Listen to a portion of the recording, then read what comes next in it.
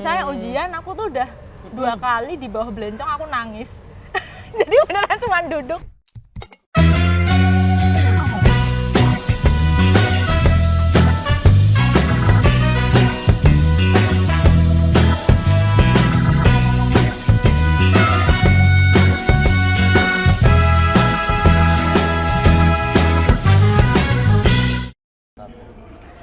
Nadyan silih pepopiyong kakinini setular miang sana tan murang tan becik nora pantes yenten nuto. Salam sahabat Bentara Budaya, senang sekali kita kembali menjumpai teman-teman dalam program podcast Bentara Budaya. Sebuah tayangan yang secara khusus mengulik dan menelisik kiprah dan peran para seniman berbagai bidang, termasuk juga inspirasi atas apa yang telah mereka persembahkan bagi seni budaya di Indonesia. Kali ini kami berada di Universitas Sanata Dharma, sebuah kawasan yang teman-teman bisa lihat sangat teduh, sangat rindang. Dan kita akan berbincang bersama seorang perempuan yang luar biasa, seorang yang multitalenta. Kalau misalnya teman-teman sering menyaksikan pertunjukan wayang, terutama juga yang berkembang di Jogja dan juga daerah-daerah lain sekitarnya, sosok ini tentu tidak asing lagi. Dia seorang sinden, dia seorang dalang, dia seorang peneliti juga, seorang akademisi. Dan kali ini kita akan berbincang dengan Mbak Elisa Orcarus Alaso.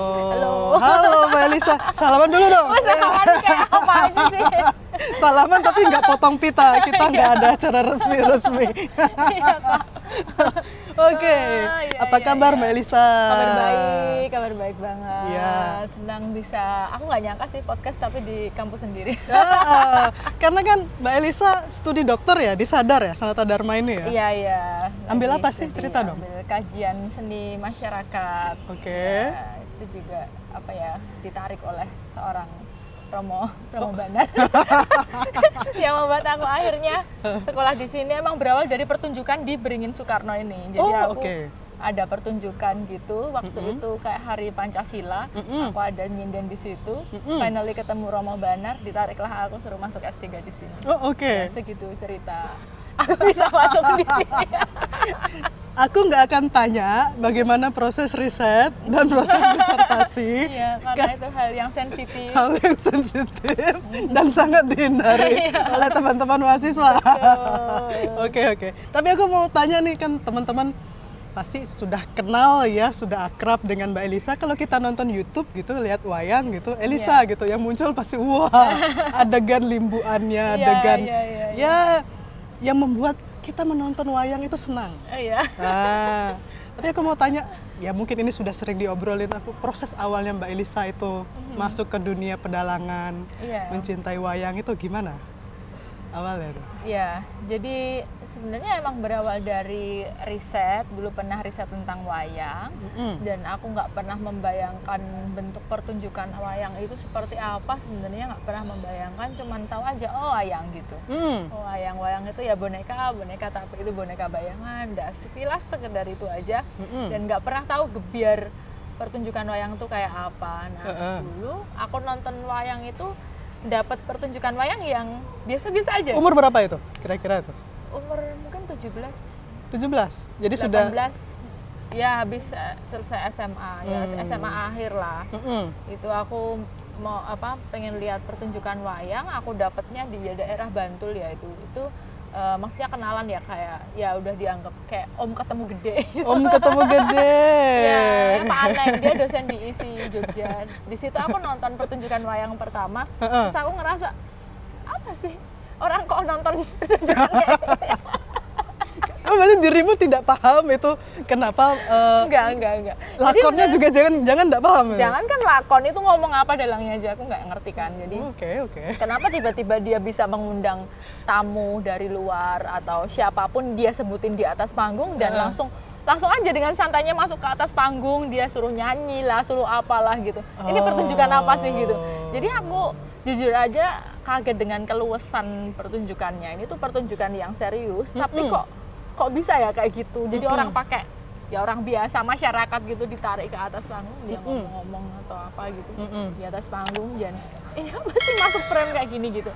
Aku dulu pernah nonton kayak gitu, jadi ngerasa aneh gitu. Tapi itu dapat apa ya pertunjukan wayang yang biasa, yang sesungguhnya yang emang cuman ada di desa-desa gitu. Betul-betul membaur sama orang-orang di sana gitu ya. Jadi nggak yang gebiar, nggak benar-benar yang gebiar gitu. Bentar, Elisa ini kecilnya di mana? Jogja atau di Sulawesi Tengah sana? Aku di Jogja. Tapi emang ya maksudnya nggak maksudnya kebanyakan bahasanya juga Indonesia gitu. Oh, oke. Iya, jadi maksudnya nggak terlalu banyak. Karena kan ibu Sulawesi, tapi ada apa ya campuran Perancis apa gitu ya? Benar? Campuran tepung. Kamu jangan begitu dong. Tinggal digoreng. Kan.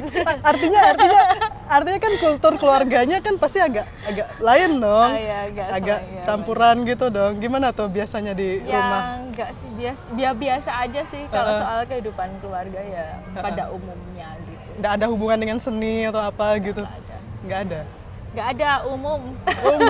Oke. Tutup sampai sana umum gitu. Iya, nggak ada seni-seninya sama sekali sih soalnya. Tapi dirimu masuk pedalangan?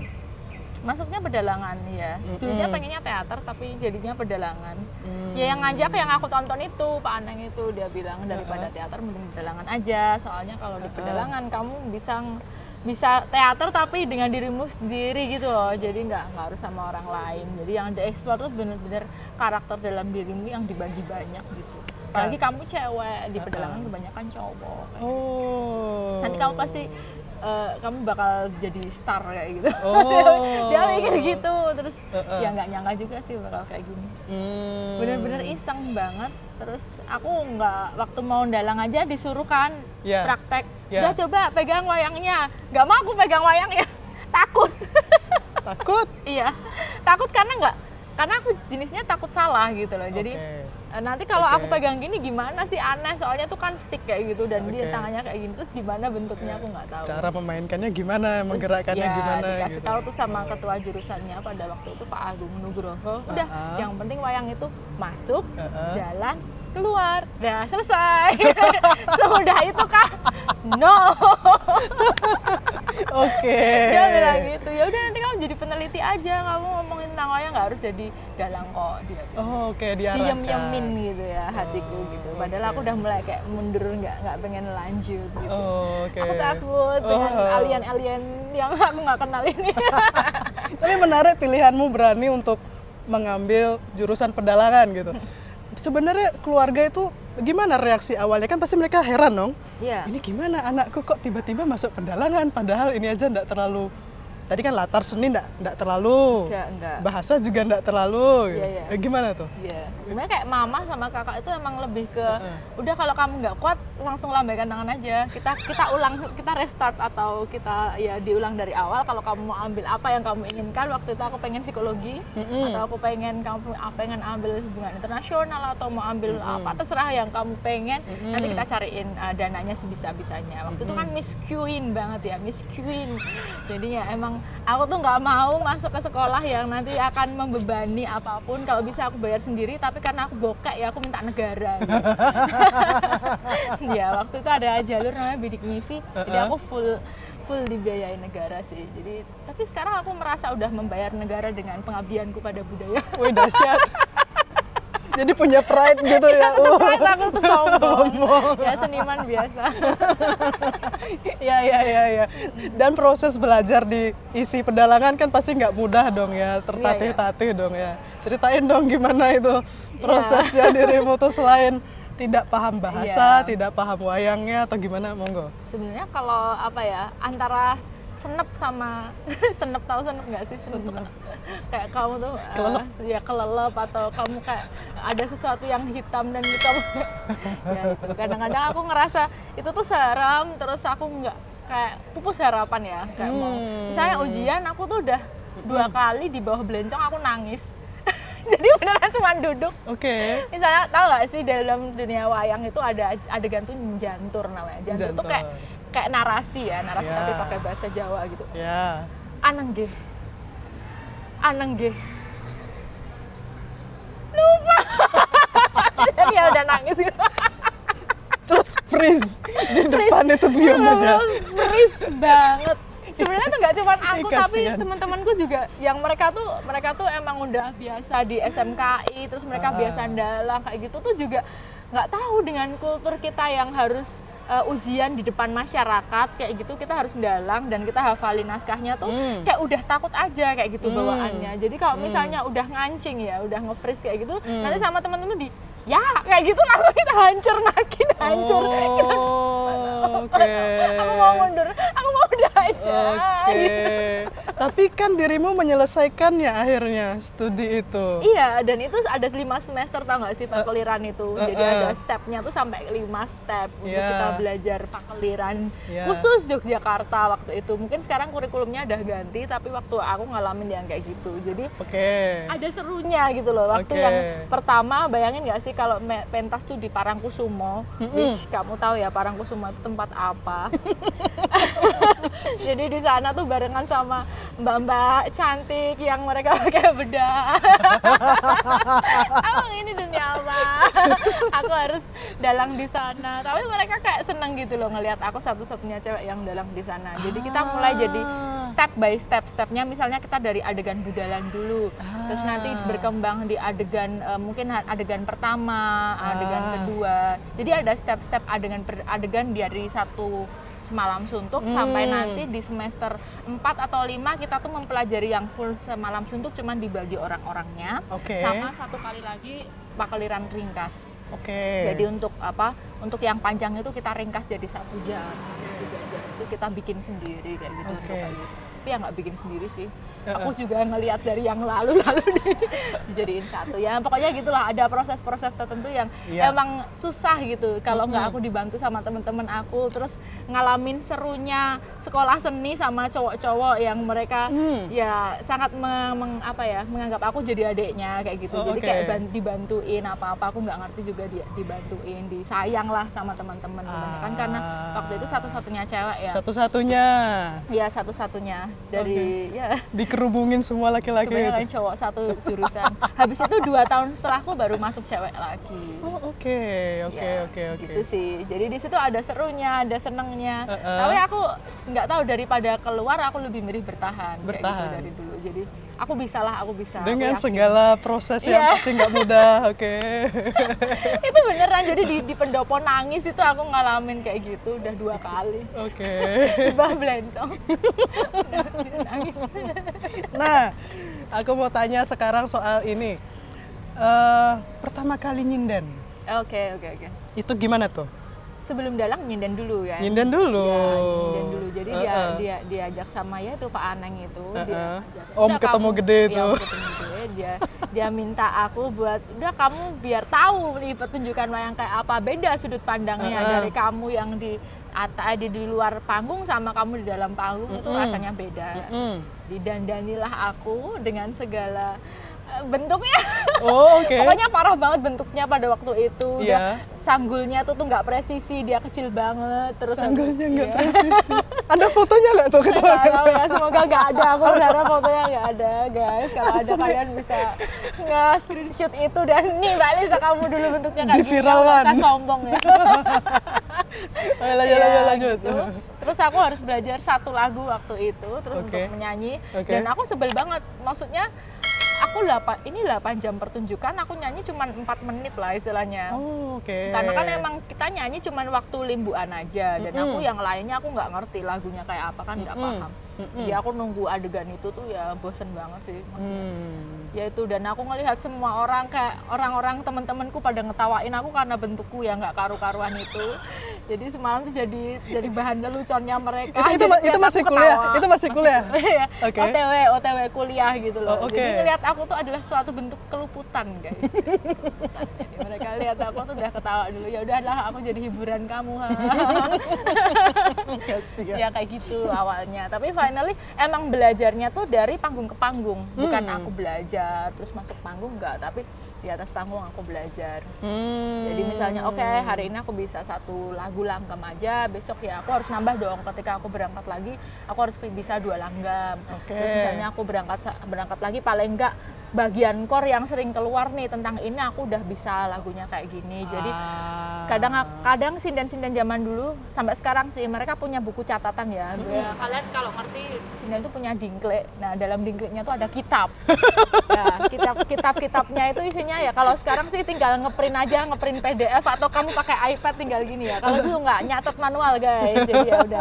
Ini apa nih core-nya? Jadi kadang-kadang sampai bahasanya tuh misalnya nih lagu Ada Apa Dengan Cinta katakanlah itu. Yeah. Nah, itu lagunya itu akan berubah seiring dengan itu yang didengar apa. Karena ya sedengarnya apa dicatat sama mereka kayak gitu loh. Jadi emang ada slang-slang kata-kata yang berubah. Ya kayak gitu, belajarnya dari situ berkembang sampai sekarang. Jadi kalau dihitung mungkin 2011 sampai sekarang berapa tahun aku akhirnya di panggung wayang. Udah lama banget ya. Oke, bayarannya berapa tuh pertama-tama nyinden tuh? 75.000. 75.000. Tahun tahun berapa? Ya itu 2011 atau 2010 ya. 75.000. Sekarang berapa? Sekarang ya lumayan lah maksudnya. Kalau dulu kita harus ikut 8 jam pertunjukan, sekarang ya 1 jam 2 jam sampai 3 jam aja karena aku kebanyakan jadi bintang tamu aja. Tapi dulu emang aku pernah berpikir itu. Jadi kadang-kadang yang udah aku angan itu ternyata kejadian. Aku ngelihat ada bintang tamu ngelawak gitu. Wah, enak ya kalau aku bisa jadi itu. Aku besok bisa sama belajar, aku bisa sama kerja yang lain, aku bisa sama ini itu berangkat wayangan tetap jalan, tapi bayarannya lebih 3 jam aja. Tapi untuk jadi kayak gitu gimana caranya, aku pikir gitu. Oke. Jadi emang ada proses dulu waktu aku duduk di situ, aku berpikir untuk bisa seperti mereka. Melihat seperti Bu Yati Pesek, Pak Ade Marwoto kayak gitu, aku melihat mereka wah keren ya. Tapi mesti nggak mudah juga karena mereka harus mikir apa ya, bagaimana membawa penonton pertunjukan gitu. Jadi nggak cuman ya sebenarnya sinden juga berat, tapi kan emang dia kamu melakukan kesalahan apapun itu nggak terlalu mutlak gitu loh. Jadi nggak beda sama kayak kamu yang di atas panggung yang jadi bintang tamu, kamu dituntut dengan bayaranmu segitu, kamu bisa menghibur kami atau enggak. Jadi pasti bebannya akan lebih besar. Jadi untuk menuju ke sana bisa nggak ya? Lebih menyenangkan mana, menjadi sinden atau menjadi bintang tamu yang sekarang? Bintang tamu dong sinden. Ya? Oh sinden? Iya. Kenapa? Nggak ada beban.